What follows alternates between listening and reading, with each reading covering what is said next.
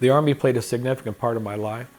I was going to be drafted in August when my student deferment ran out after 4 years.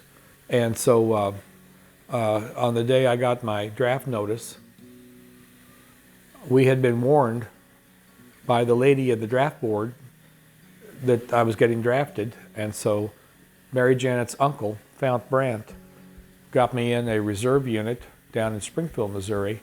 So I enlisted in the Army on the day I got drafted. So the draft notice really was canceled because of my enlistment in the Army. And so I stayed in the Army for some time, which I really liked the Army. I think I liked the discipline. I liked seeing new parts of the world, and I definitely did that. I was ordered to active duty, reported Labor Day of 1971 at Fort Ord, California.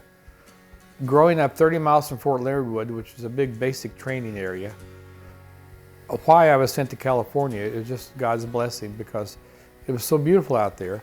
You're right there in Monterey, Carmel. I went in September. It just doesn't get any better than that.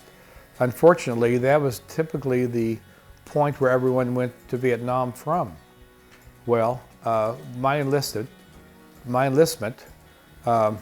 into a field artillery unit, the only thing open was a diesel mechanic.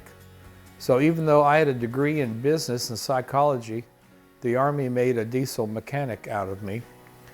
Now, you're assuming I ever touched an engine.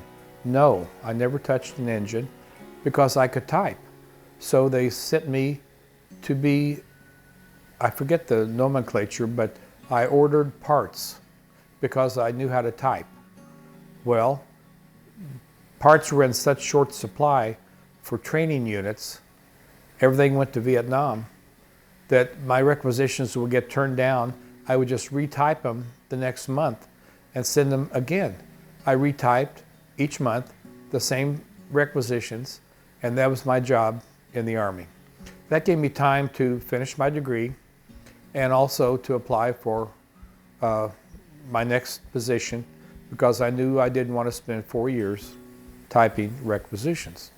Well, I was in very good shape, and a lot of guys were going to airborne school, so I applied for airborne school, which took me to Fort Lewis, Washington, and I went through basic airborne school after I'd been through basic training and advanced individual training, which was diesel mechanic, down at Fort Ord. Well, guess what? While I was at Fort Ord, I also learned that there was something called special operations.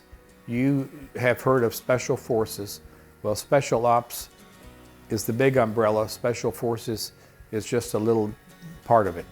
But it all required airborne training. So I went through jump school at Fort Lewis. Today it's called Lewis McChord. And we jumped into a place called Yakima. It's in southern Washington. I think I know every rock in Yakima after I got my initial wings. And then I applied for advanced airborne, and it was, they sent me to Fort Bragg, North Carolina, which was a godsend. We learned to rappel out of the side of a Huey. Today they have Apaches, but learned to rappel, learned to do something called halo, which is high altitude, low opening. I did one of those during daylight. I've never done that at night. While I was at Fort Bragg, close to us was a place called the John F. Kennedy Center for Special Ops. And that's where civil affairs and psychological operations people are trained. So I applied for that because I had a college degree and I had lived overseas. They took me in, and I got an enlisted MOS, Military Occupation of Service, in civil affairs, which is, it was formerly called military government.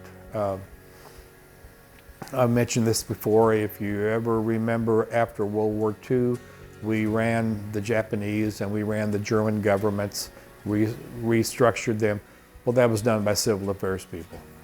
Psychological operations was a growing field from Vietnam.